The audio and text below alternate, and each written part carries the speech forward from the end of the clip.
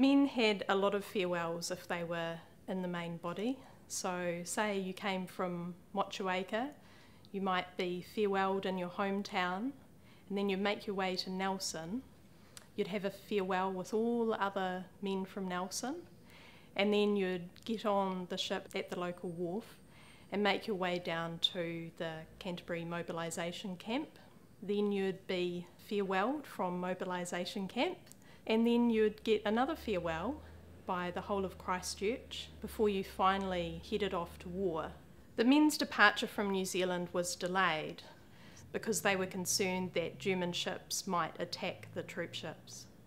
And while the Aucklanders returned to Auckland, the rest of the men, including the men from the South Island, congregated at Wellington.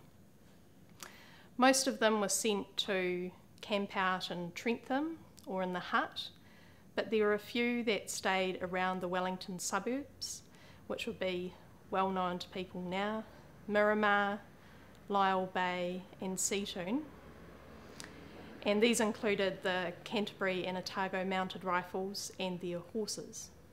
The military authorities organised a range of training activities for during the day. So they railed the men out to Trentham for shooting practice in various groups, but they also did marches and mock battles at Miramar Golf Course and Karori Park.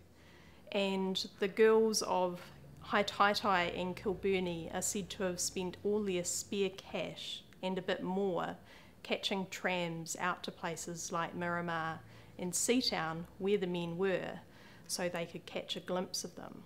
During the evening, a lot of the men were from out of town and didn't have any friends and family in Wellington, so the locals also organised entertainment for them, which included concerts and functions down at one of the sheds on Wellington's waterfront. And on the 3rd of October, they held a big military carnival, which attracted crowds of people as well as all the men, and they did all sorts of different competitions, running, high jump, the sort of thing that young men of military age who'd been stuck walking around were probably quite keen to do.